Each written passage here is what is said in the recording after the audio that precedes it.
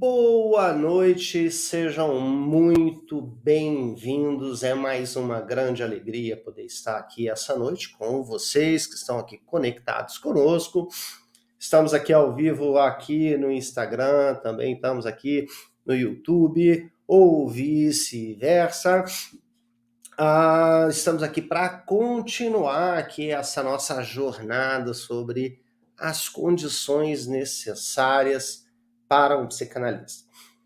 Esse tema, essa temática tão fundamental, tão importante, visto que a psicanálise é sempre essa profissão marcada por situações tão complexas. Complexas porque se trata da subjetividade humana. Quando se trata da subjetividade humana, temos construções muito únicas, muito particulares, construções que se fazem de forma única para cada indivíduo. Portanto, não temos aqui, diante desse encontro, uma forma tão específica de atuação. E claro, como diz aquela grande frase de Juan David Nasio, o analista, o psicanalista é o mais inconsciente dos sujeitos. É aquele sujeito que coloca o seu próprio inconsciente a trabalho. Portanto, nessa relação, nesta situação, neste encontro, o analista deve também ter condições necessárias para ser um bom analista. E diante dessas construções, nós temos aqui alguns fatores que podemos dizer como fatores mínimos, condições mínimas, situações que são super importantes, que o analista sempre tenha em mente, sempre tenha na sua prática, sempre tenha em seu ser, para que ele de fato possa ter um bom manejo, um bom direcionamento da sua prática como tal. E na nossa transmissão passada, para quem não assistiu, está gravada aqui nos nossos canais, então pode-se assistir futuramente. Nós falamos da grande importância da formação do analista. Podemos dizer que, de certa forma, ter ou dominar a teoria de alguma forma pode ser, por mais complexa que seja, alguma maneira ainda simples, mas a prática um tanto quanto difícil, pois demanda outras características, outras habilidades do sujeito. O paranalítico, essa construção tão única, tão singular, esse encontro em que é possível, a partir disso, fazer construções incríveis. O par é responsável. Não há aqui um responsável. Não é o analista o responsável. Não é o analisando o responsável. Mas sim o par. Esse encontro. O responsável. São ambos que promovem todas essas alterações. Todo esse caminho. São ambos que caminham juntos nesse processo. E, claro, a pessoa real do analista. Esse é um ponto também super importante. O último ponto que nós falamos na nossa última transmissão. O analista, nesse encontro, nesse lugar, é também uma pessoa humana, é uma pessoa que também é tomada por angústias, por medos, por situações, é uma pessoa real. Mas esperamos que ali, naquele encontro, como diz Bion, espera que nessas duas pessoas, nesse setting analítico, dessas pessoas angustiadas que ali se encontram, que uma seja menos que a outra, e que essa aqui seja menos angustiada, menos tensionada pelas angústias, seja de fato o analista. O analista é sempre essa pessoa que segue também crescendo, segue também melhorando, assim como o analisando segue o seu percurso de direção à cura, o analista também faz sempre esse percurso. Por isso, esse momento já estabelecido o século passado é tão importante. A análise pessoal, a supervisão e, claro, a teórica, tão importante. E não mais importante que isso, uma condição super necessária e também essencial para o analista no decorrer da sua prática, uma condição mínima também para ele, é saber visualizar as partes diferentes do seu paciente, do seu analisando.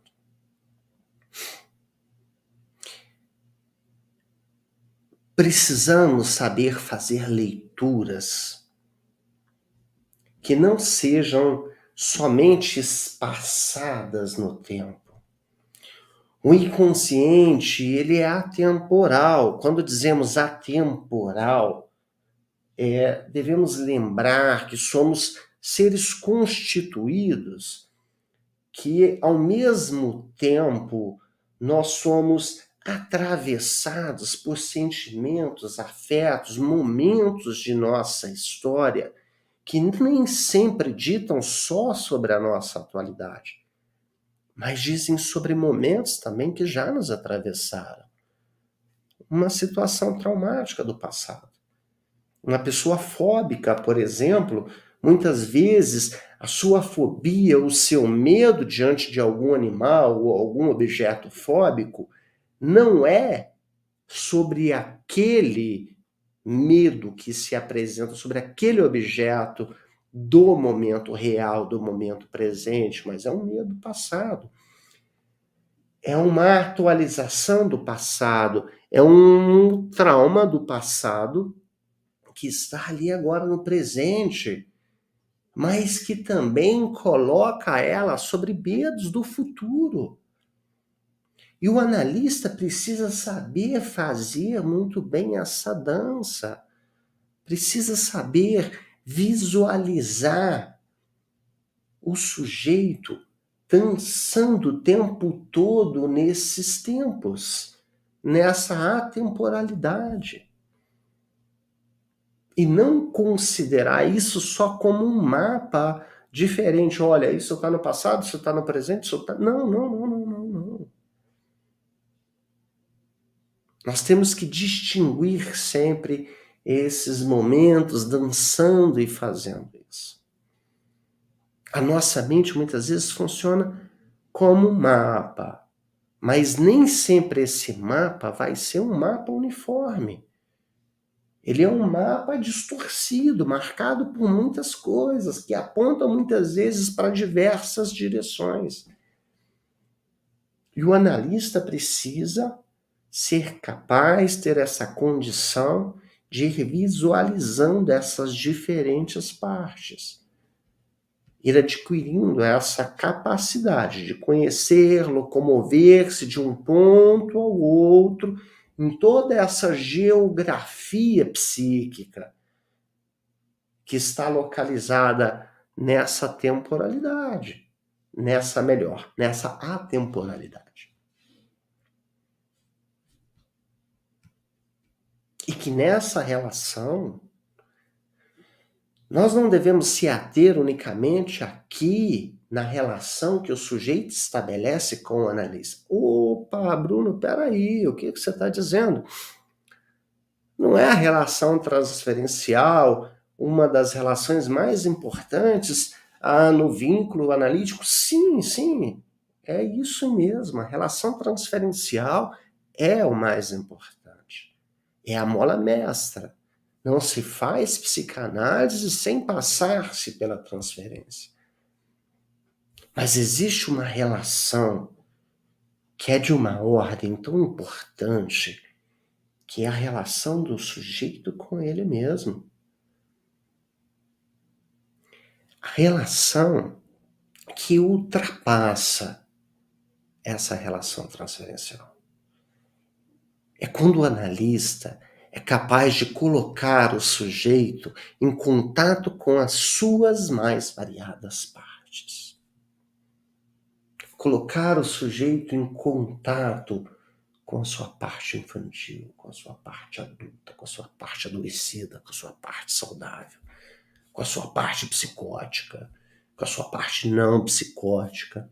E cada uma dessas terminologias, pessoal, tem as suas características bem diferentes e que vocês podem pesquisar, se debruçar e fazer aqui estudos e perceber como que o sujeito dança com o próprio sujeito. Como que nós brincamos com as nossas próprias partes nesse jogo. Como que nós fazemos jogos internos. Nós não fazemos conluio somente com o outro. Nós fazemos conluio conosco mesmo. E muitas vezes o analista, nessa sua condição de visualizar essas diferentes partes, ele consegue fazer uma reunião. Ele consegue reunir essas condições e mostrar para o analisando essas diferentes partes agindo, interagindo e vai fazendo distinções, discriminações, dizendo, olha, tá vendo isso? Tá vendo como age? Tá vendo isso como age? Para que o sujeito vá se conscientizando. A atividade interpretativa, a capacidade de fazer isso, essa visão binocular, é levar o sujeito justamente a promover uma abertura de novos vértices, de novos caminhos. Lá no projeto para uma psicologia científica, o Freud utiliza um termo super interessante. O Freud, ainda um tanto quanto neurológico, utiliza um termo super interessante quando ele ainda está fazendo descrição neuronal, que ele chama de Barnung.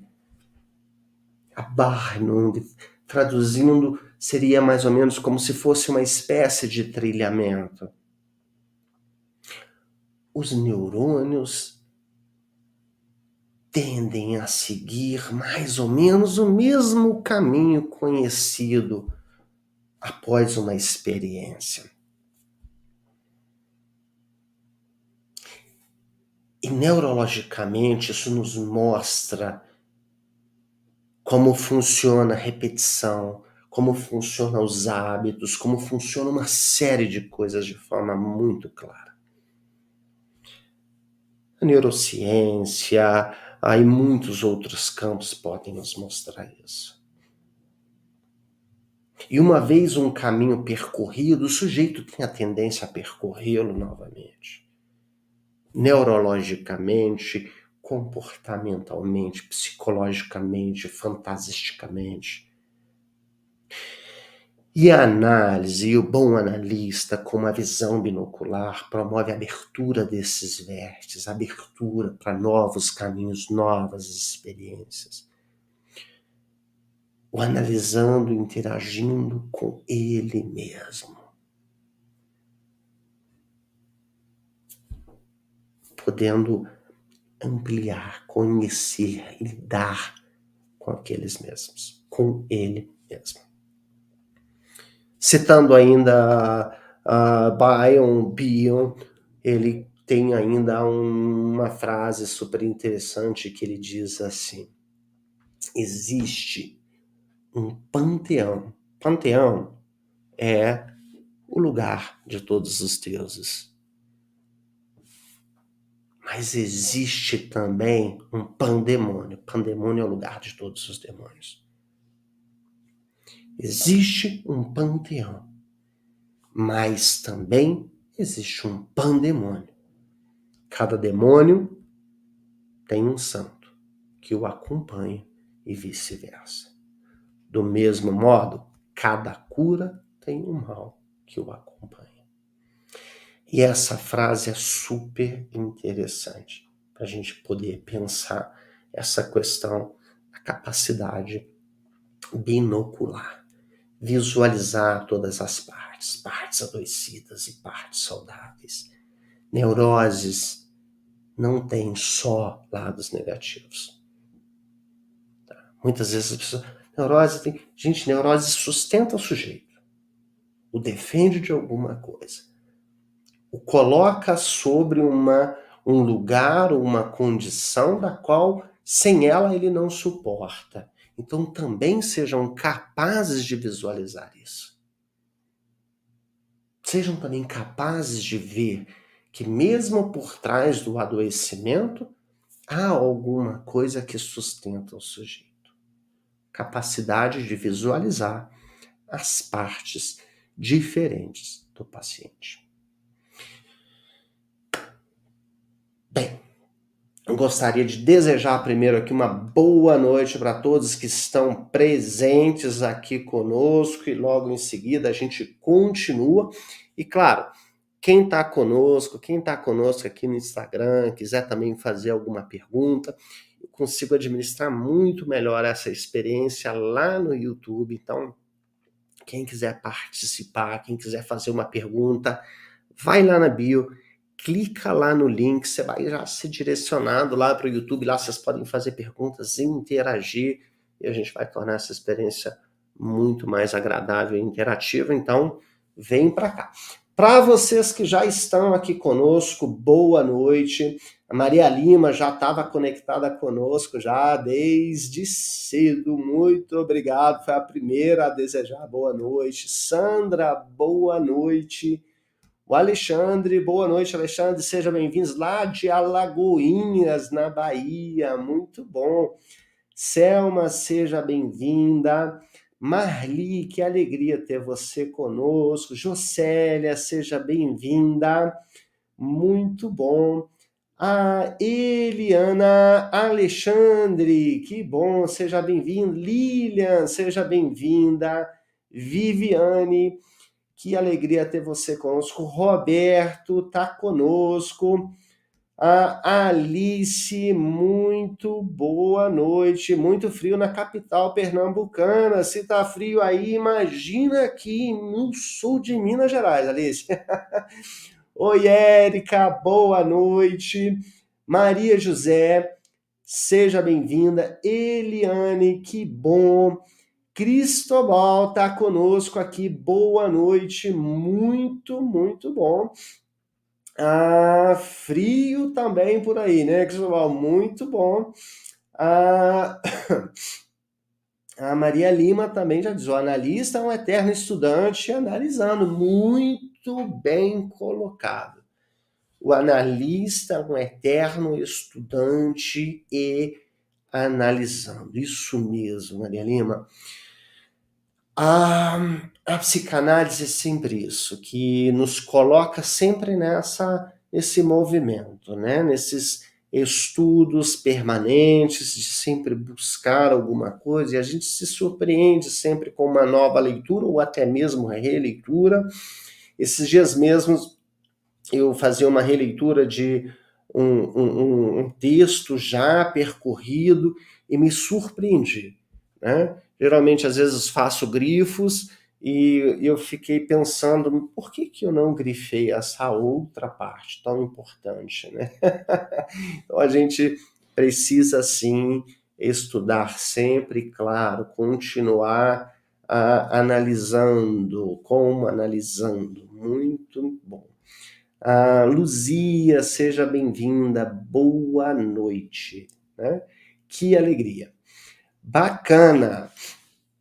Logo, logo eu já volto, continuo aqui dando boa noite para quem já está presente conosco, já vejo que tem aqui também alguns outros comentários, nós já retomamos com eles também, e vamos continuar falando então sobre a visão binocular como uma condição necessária também para o psicanalista, né? É uma outra metáfora que Bion também traz para nós, de comparar assim, a mente humana como se fosse uma orquestra. A orquestra, claro, é composta por diversos instrumentos, e nessa instrumentalização subjetiva, nós devemos então pensar que o sujeito é composto, né? Nós falamos de atemporalidade nas diferentes partes, né? E aqui nós vamos falar dessa visão binocular como parte infantil, parte adolescente, parte adulta, que compõe, de certa forma, uma mesma partitura, como diversos instrumentos. Compõe uma orquestra, essas diversas partes, infantil, adolescente e adulta, compõem muitas vezes aqui essa estrutura subjetiva do sujeito. E muitas vezes nós devemos aqui nos perguntar e também pensar de qual parte do self, da estrutura subjetiva, o paciente, o analisando, aquele que nos procura, não quer saber absolutamente nada. O que ele quer ignorar? Porque existem muitos adultos que nos procuram, que querem ignorar as suas partes infantis. Existem crianças, adultos, que nos procuram, que querem ignorar as suas partes adultas. Existem adultos que ignoram a sua parte infantil e a sua parte adulta e querem ser somente adolescentes. Que zona do self essas pessoas estão ignorando? Né? E o analista, ele precisa, como uma condição mínima, saber induzir o paciente a entrar em contato e a refletir sobre essas áreas que ele mantém ocultas de si mesmo. Ou seja, nós estamos falando, como nós dissemos aqui no aspecto anterior, abrir novos vértices, propiciar a capacidade para os nossos analisandos de desenvolver, de estabelecer correlações entre essas partes distintas que ele assim possui, dos seus pensamentos, dos seus sentimentos, das suas ideias e assim por diante. Desenvolver um diálogo do sujeito consigo próprio. Né? E quando o analista consegue desenvolver isso, né, ele consegue desenvolver também os potenciais que o analisando dele possui.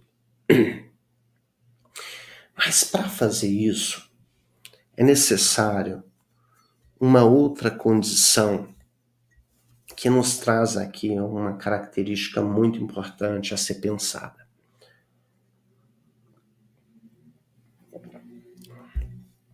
Que é tratar todos com respeito. O que nós queremos dizer tratar com respeito? É esse respeito que nós aqui estamos acostumados? Não. Queria trazer o respeito aqui sobre uma ótica diferente, sobre uma perspectiva diferente.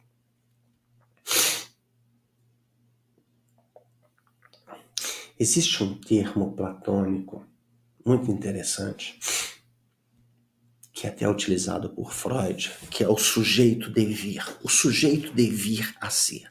O sujeito que se constitui. E análise não é lugar de paralisação. Nunca foi. Nós devemos sim respeitar as limitações do paciente. Respeitar as limitações do paciente não é se conformar com elas. Existem analistas que se conformam com as limitações dos seus analisandos. E muitas vezes porque se esbarram nas suas próprias limitações. Muitas vezes porque eles querem ser bonzinhos, não querem infligir dor, não querem provocar dor. Isso causa estagnação para o sujeito.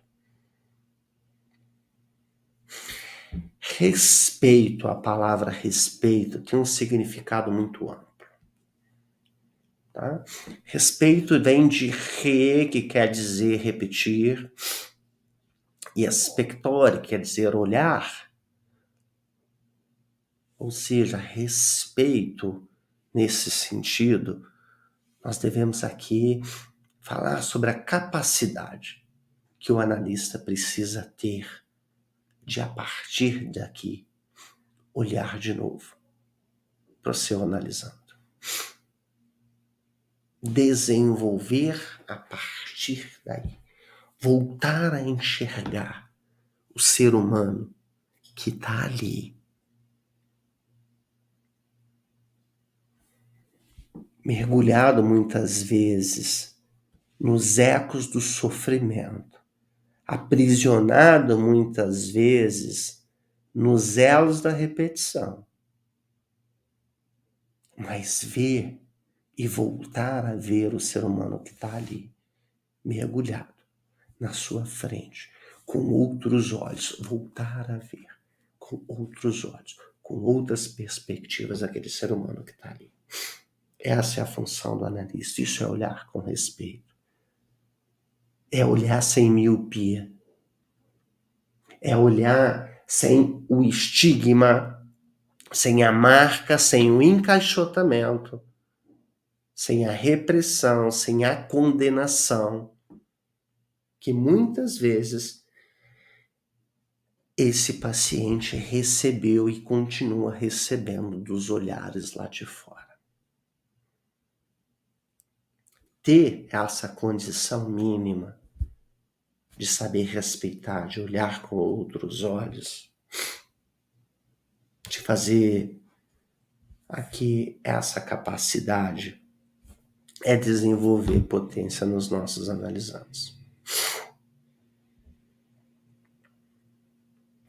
Se nós não fazemos isso, muitas vezes nós podemos acabar repetindo o que muitos pais fizeram com aqueles analisandos, o que muitos cuidadores, o que muitas pessoas, o que muitos parceiros, muitos amigos fizeram com aquelas pessoas.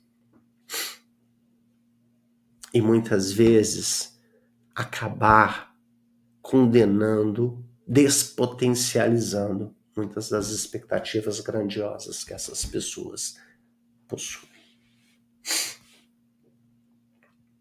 Jaqueline, boa noite, seja bem-vinda. Eliane, Oliveira, bacana.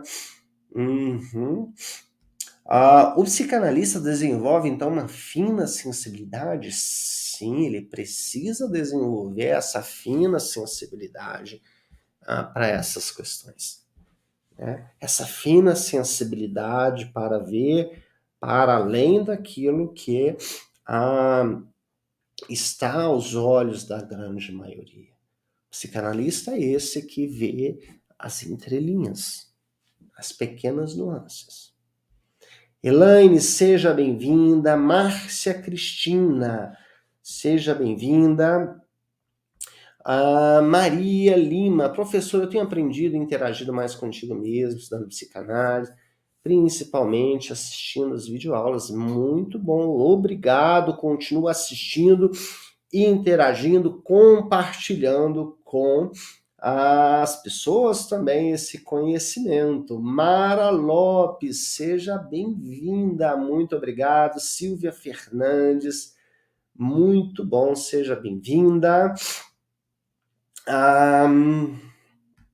E a Maria José, boa noite, Maria José, muito bom. E o Júlio diz assim, isso que você acabou de dizer a respeito do respeito é profundo e é desafiador. Se eu não me analiso e não lido com os meus dramas, será difícil contribuir, com certeza. Por isso, Júlio, na psicanálise é tão fundamental a análise pessoal.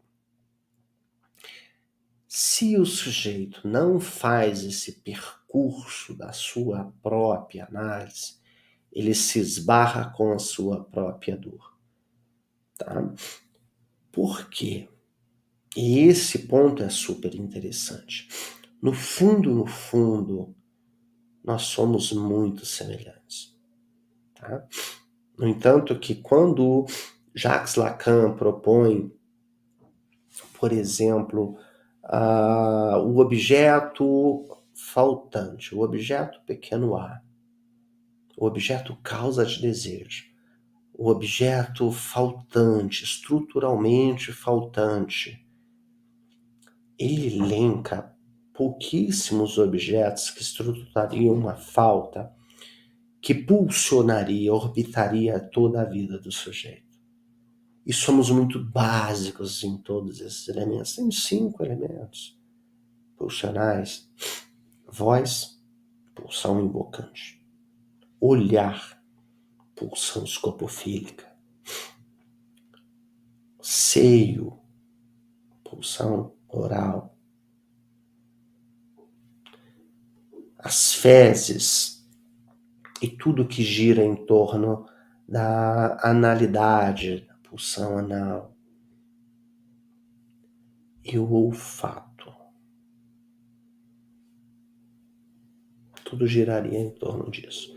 Os traumas, as lembranças, as faltas girariam. Então, no fundo, nós temos coisas muito básicas e vamos nos esbarrar. E se o sujeito não estiver preparado, ele se esbarra na sua própria angústia refletida no outro. Tá? Por isso a análise é tão importante.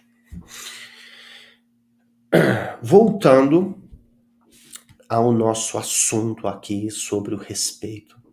Né? É muito importante essa capacidade de voltarmos a enxergar essa pessoa que está ali. Voltar a enxergar com outros olhos, com uma outra dimensão, com uma outra capacidade, aquela pessoa que está ali mergulhada sobre alguma espécie de sofrimento, alienação. Sem o estigma, sem a dor, sem a repetição, sem a condenação daqueles olhos que muitas vezes, aqueles olhares, aquela voz, aquele comportamento que muitas vezes os condenou.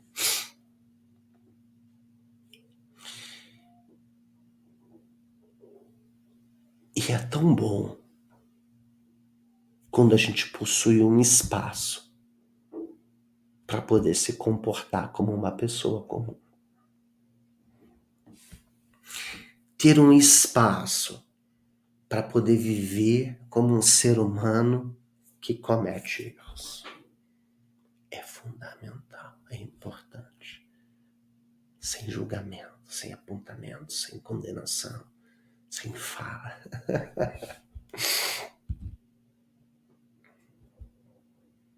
Fundamental. E o analista não pode ser quem vai favorecer ou quem vai repetir isso para a vida do sujeito. Ele é quem promove liberdade e nem quem promove escravidão. Tá? Por isso que a gente precisa estar muito atento a isso. Até aquelas falas mais simplórias que podem passar despercebidas aos ouvidos de outras pessoas, mas não para o analista. Nós precisamos compreender o teor de cada uma dessas falas. Foi super interessante esses dias o fato de uma análise onde uma pessoa está passando por um processo de um desenvolvimento do seu próprio eu, uma descoberta das suas próprias potências e capacidades, e com isso está passando por um processo de decisões incrível, né?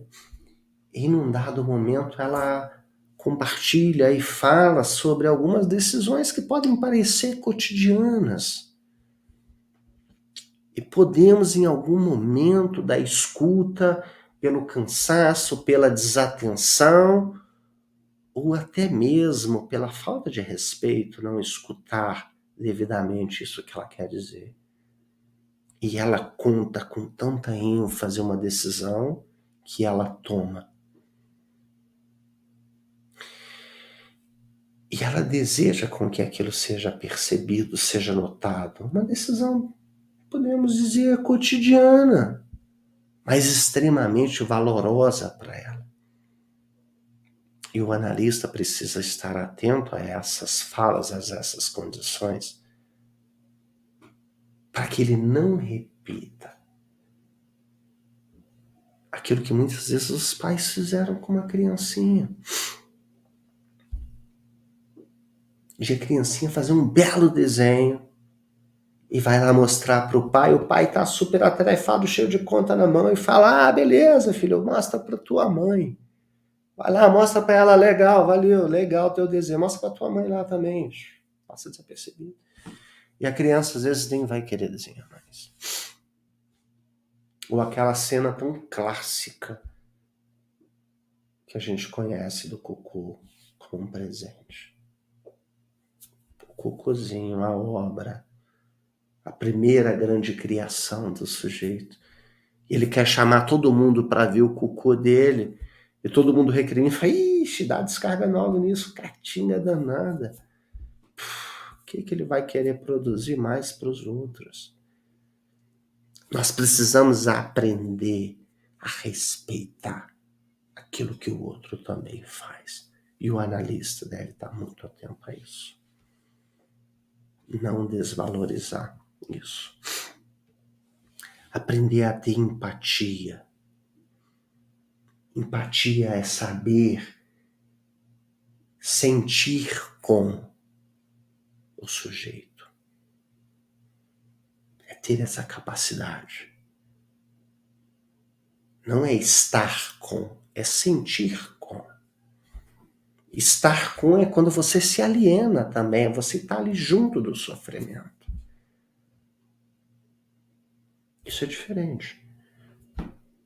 Não tem neutralidade, não tem abstinência. A empatia não é quando a pessoa sente que você está ali. Você sente com ela. Você está junto. É ser empático. Se não há análise sem empatia, que também é uma condição mínima para o analista, ela não vai passar de uma coisa protocolar, de uma coisa monótona, estéril, uma coisa morta. E acima de tudo, para ser analista, para ser psicanalista, também é necessário coragem. Muita coragem. É necessário termos coragem para perceber também aqui as aparentes harmonias e tranquilidades que muitas vezes surgem na situação analítica. E que muitas vezes elas são somente uma estagnação. Elas não são resultado, muitas vezes, de um bom percurso. Uma estagnação estéril mesmo.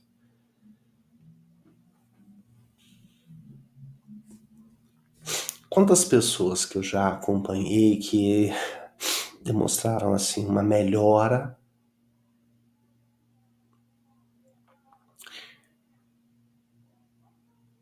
porque era desespero. Elas perceberam que ao longo da análise era melhor ali elas, de certa forma, supostamente se estabilizarem,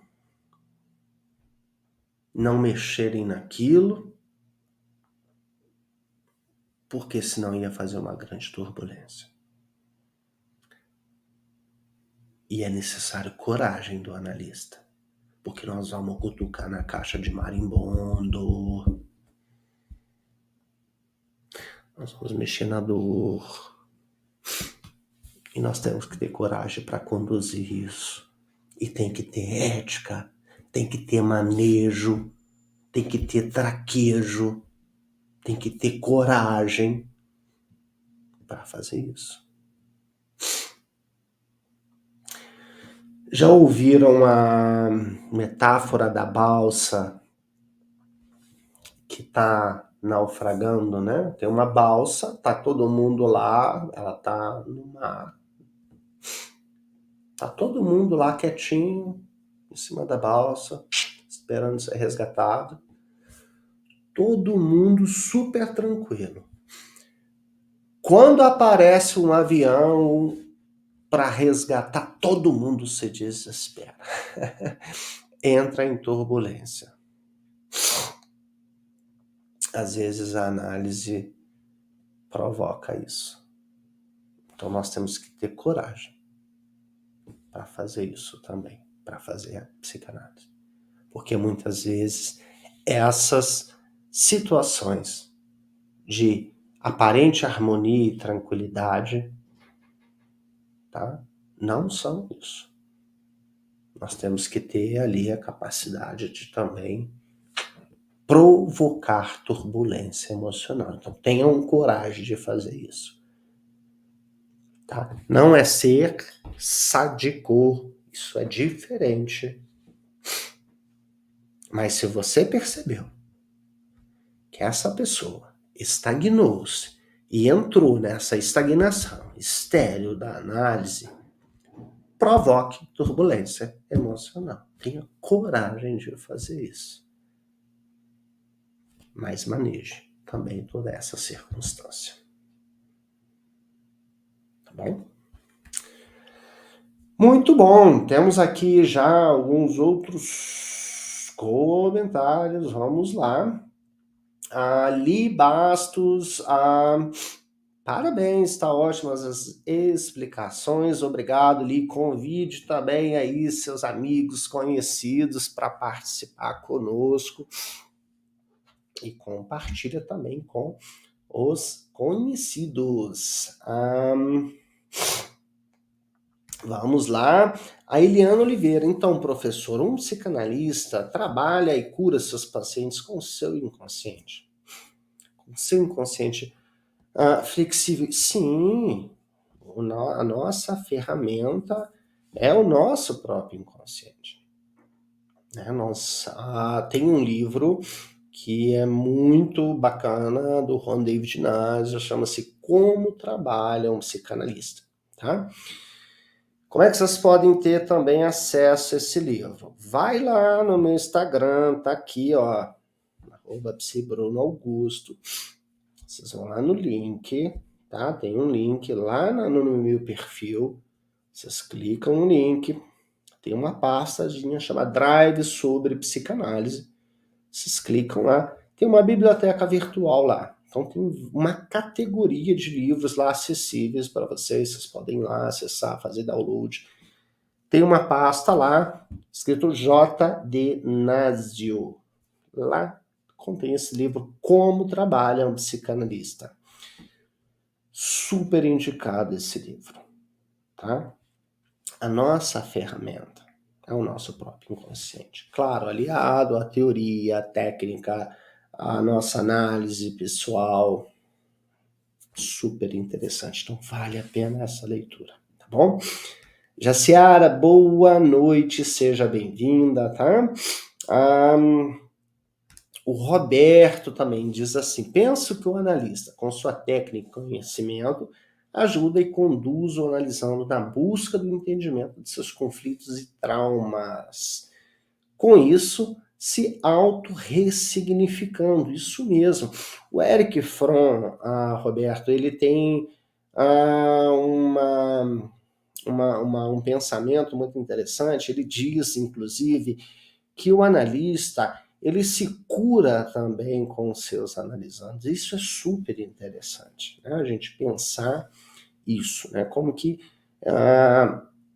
ao decorrer desse processo nós também podemos nos abrir, não nos fechar, não nos fazermos deuses detentores de um saber que na verdade não existe, né? Um saber que vai se descobrindo, vai se entendendo, vai se descobrindo, vai se desvelando, desnudando. Então, vamos também nos entendendo, nos abrindo também a novos vértices, a novos momentos, conhecendo, estudando, então automaticamente também se ressignificando. Tá? A Sandra tem aqui uma pergunta super interessante. Como um analista conhece que o analisando está mentindo? Sandra, essa pergunta é muito bacana, é uma pergunta que eu gosto muito de responder, e respondo ela assim com muita, muita, muita alegria, tá? Primeira coisa, a palavra sempre claudica, então, tem alguma técnica, olho para cá, olho para... Não, eu não, nunca foi o meu forte isso, tá? O que eu posso te dizer com muita tranquilidade é que a palavra falha. O sujeito, quando fala, sempre fala mais ou menos. Tá? Então, uma hora o discurso vai falhar. Então, se o sujeito está ali falando, associando, uma hora o discurso falha. E aí a gente descobre, de alguma maneira, esta falha, isso vem à tona. E mesmo que ele esteja mentindo ali na análise, essa mentira é uma produção do inconsciente do sujeito, portanto é passível também de uma interpretação. Se isso faz parte da fantasia, isso faz parte da vida subjetiva, da criação dele, passível de interpretação. Então, continua. O importante é aquilo que vai se repetir sempre nesse discurso. Tá bom? Outra característica fundamental, outra condição necessária, a capacidade de ser continente. Muitas vezes nós vamos ser depositários, tá? Nós temos que ser capazes de acolher, muitas vezes, aquilo que é intolerável para o paciente. Nós vamos ser receptáculo, muitas vezes. Eles vão depositar na gente muitas coisas. E a gente, às vezes, precisa receber, decodificar, dar nome, transformar, ressignificar, interpretar e devolver isso de alguma forma, vamos dizer assim, desintoxicado. A mesma coisa se a gente pegasse... me fugiu o nome agora. Hieróglifos.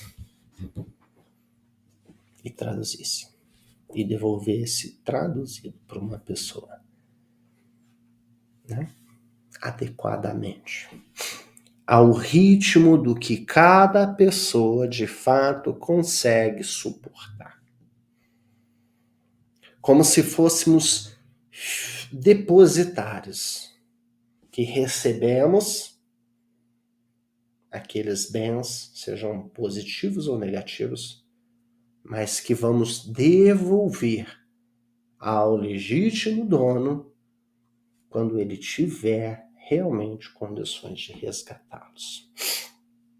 Mesmo que isso sejam cargas agressivas, cargas eróticas, cargas de qual ordem for que possa surgir ali no decorrer da análise, que a gente sabe que pode ter variadas formas.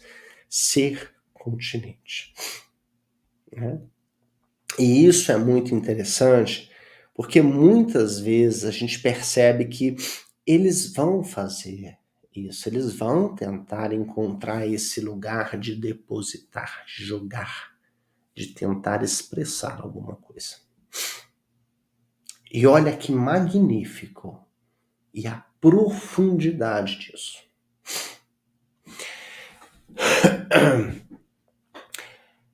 Haveria algo de muito errado com o seu paciente caso ele não pudesse fazer o seu analista de bobo. Vou repetir.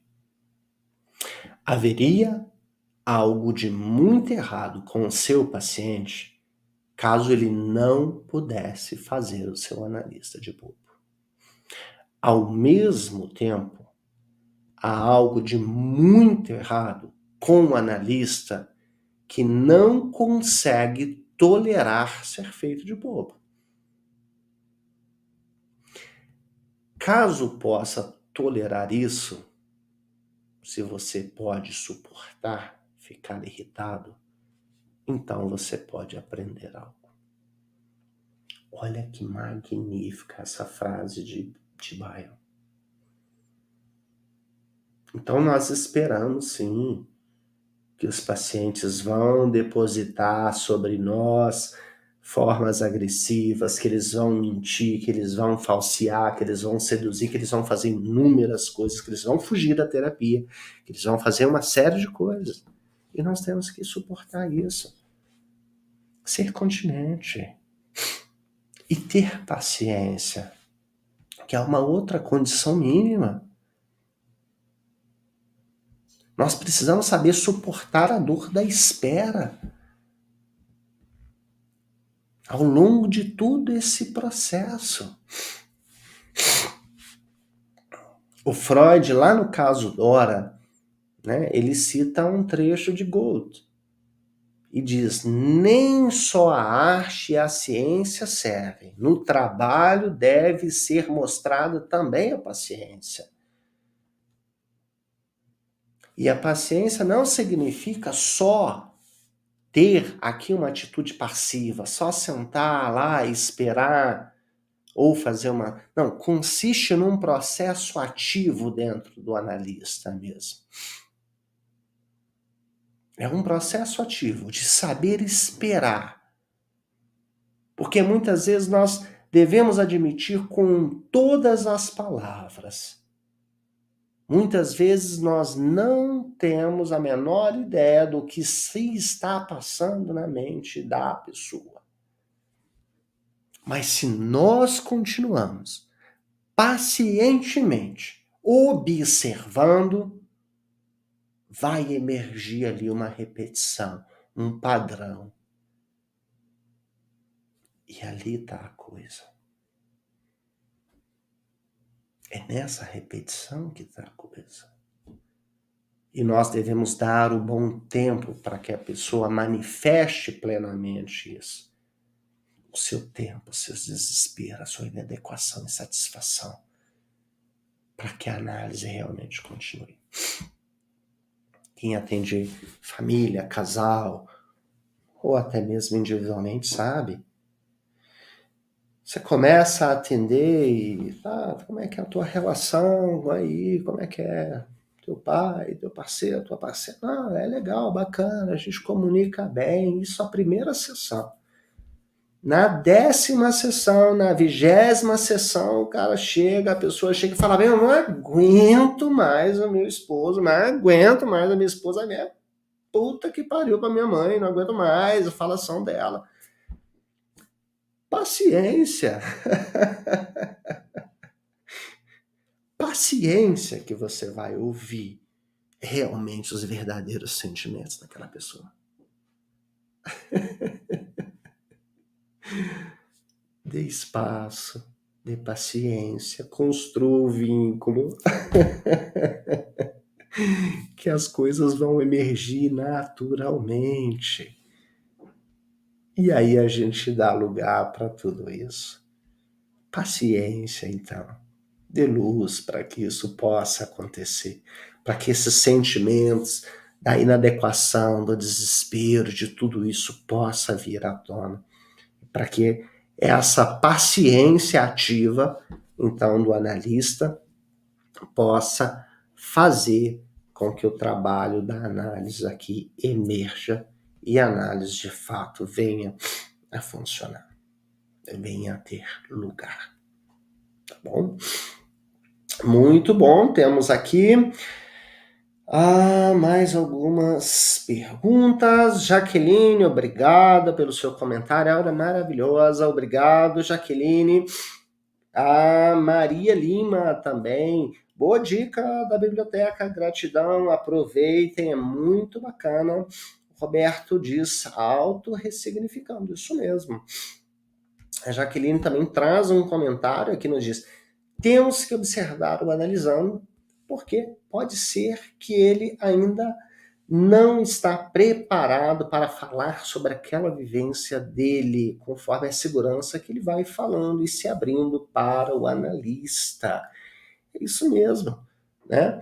É interessante como que muitas pessoas nesse vínculo, né, Jaqueline, eles vão de fato querendo sentir, vão construindo, vão percebendo, vão realmente, o paraanalítico é fundamental. Essas situações vão sendo construídas. As interpretações, as assertividades, a capacidade do analista de suportar não só os ataques, né? Eu lembro muito de um analisando que eu tive que ele me atacava muitíssimo. Até que um dia ele levanta-se assim, muito raivoso mesmo e falou assim, sabe, eu não vou economizar palavras, né? Ele fala, puta que pariu, velho, você não vai fazer nada, eu tô te xingando, te menosprezando, falando mal de um tanto de gente aqui que você conhece, a gente tinha pessoas em comuns, conhecidas, não vai fazer nada, cara, pelo amor de Deus. Né? O objetivo dele era realmente me provocar, era que eu tivesse a mesma reação que todo o círculo de vivência dele tinha. E a análise dele, a partir desse momento, tem assim uma evolução incrível. A gente precisa ir construindo, né? As pessoas vão se abrindo a partir desses momentos que elas vão criando também essa segurança, né? O analista vai sendo continência, vai entendendo, vai vendo essas nuances, vai percebendo essas partes diferentes, visão binocular, a tua pessoa real, todos esses aspectos que são aqui importantes para essa construção. Tá? Uma das condições também aqui necessárias para o psicanalista é a intuição. A intuição que não é aquela intuição transcendental de eu acho que, não é essa intuição. Tá? É a intuição no sentido de realmente do etmos latino, né, de intuir, de quer dizer olhar para dentro, né? Olhar realmente para dentro do sujeito. Olhar para dentro do sujeito. Utiliza a tua intuição. Olha para dentro daquele sujeito que se apresenta ali diante de você. Tira-se o excesso de telas.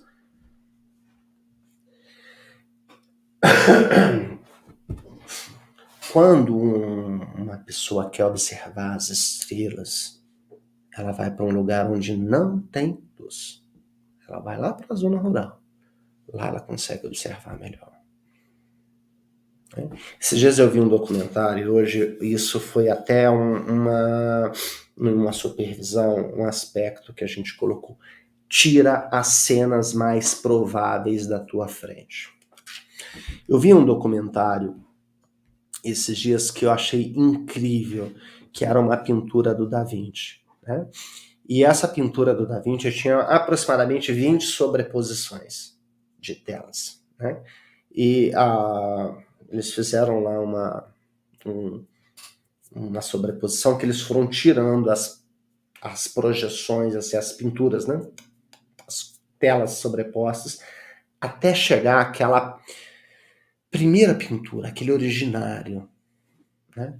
Nós precisamos muitas vezes fazer isso. Tira da cena aquilo que ofusca muitas vezes, os nossos olhares.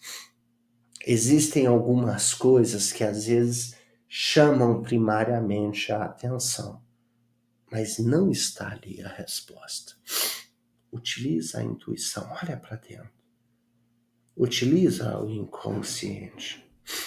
Mas não esqueçam, como Kant nos traz, intuição sem conceito é cega, e conceito sem intuição é vazio. Tá? Então nós devemos fazer aqui um casamento entre intuição e conceito. Tá? De forma que isso gere pensamento, gere interpretação e que gere no sujeito, acima de tudo, mudanças. Tá bom?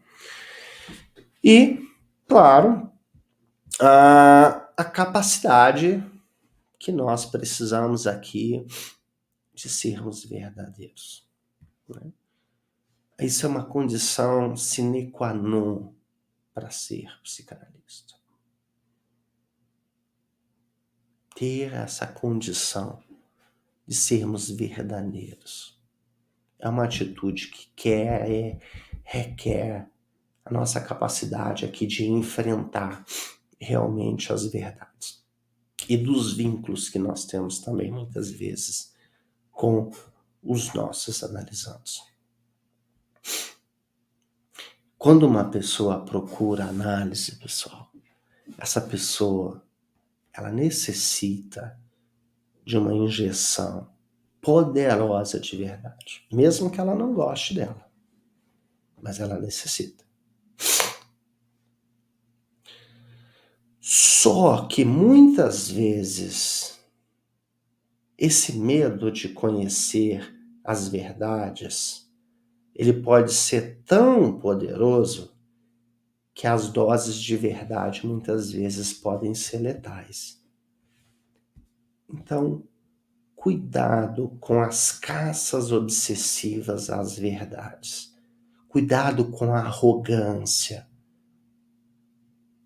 Cuidado com uma tentativa de tentar o tempo todo inserir coisas nos analisandos, se eles não podem suportar. Olha que lindo essa frase de Byron. Amor sem verdade não é mais do que paixão. E verdade sem amor não passa de crueldade. Então não sejam cruéis também com as verdades. Pisem aonde for necessário, mas pisem devagar. E cuidado, para não entrar numa formação de conluios inconscientes com os analisandos e não criar ali falsificações. Porque existem pacientes que tentam muitas vezes limitar a liberdade do pensamento do próprio analista. Tentam conduzir, manipular. Dizer, ai doutor, mas está doendo tanto essa análise, está tão difícil, eu não queria falar disso, porque eu passei a semana toda, sabe? Vá devagar com a capacidade da pessoa. Mas lembre-se de todas as outras regras que nós já dissemos aqui anteriormente. Né? Todas as condições necessárias. Tá? E claro, para a gente finalizar, já que nós estamos aqui escutando o nosso tempo de hoje, um sentimento de uma suficiente autonomia. Essa também é uma das condições necessárias para o analista. Uma condição muito importante, de um sentimento de identidade. O analista precisa ter uma liberdade interior muito grande, de ser ele muito autêntico. Na sua forma de ser, na sua forma de agir, na sua forma de conduzir também a sua forma de direcionamento clínico.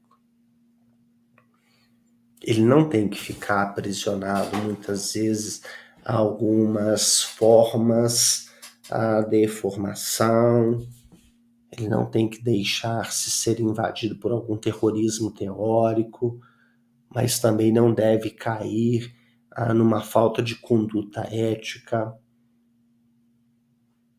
Ele não pode ficar cego, surdo e paralisado diante de muitas situações. Diante desses, ele tem que alcançar a sua autonomia. Tá? Esses são, ou essas são, as condições necessárias para ser um bom psicanalista. Claro que todas essas questões que nós falamos aqui estão para além disso tudo. São muito mais amplas da que nós discutimos aqui. E claro, vocês podem ampliar muito todas essas discussões, todos esses pontos. Então, anotem, revisem, voltem aí essas aulas. Quem não assistiu a parte 1, volta, assiste a parte 1, revisem a parte 2 e busquem desenvolver de fato essas capacidades para que vocês façam, de fato, uma boa prática analítica. Tá bom? Eu vou ficando por aqui. Muitíssimo obrigado pela participação de cada um de vocês, tá? Não deixem de compartilhar, tá bom? Curtem aí nos nossos canais, curte aqui no Ibrapse, curte lá no meu canal também, Bruno Augusto Psicanalista, no YouTube. Vai lá, dá uma forcinha, se inscreve lá também no canal. Logo, logo a gente vai ter lá várias outras coisas legais, inéditas também. Vai lá, faz print aí da tela, compartilha no Instagram. Quem não conhece o Psicanálise Sem Conceitos, vai aí no @ aqui, conhece o Psicanálise Sem Conceitos, onde a gente divulga lá vários vídeos sobre as terminologias da psicanálise, que é super, super bacana, tá? E quarta-feira que vem, não se esqueça já de colocar aí na agenda de vocês, ativar o sininho. Quarta-feira que vem a gente se encontra de novo para mais uma aula de psicanálise aqui, novamente nos nossos canais, sempre quarta-feira às 8 horas. Então, eu aguardo vocês aqui novamente semana que vem para a gente continuar aqui os nossos diálogos sobre os conceitos da psicanálise, tá bom? Muito, muito obrigado. Uma boa noite para todos vocês, uma boa semana e até semana que vem. Tchau, tchau.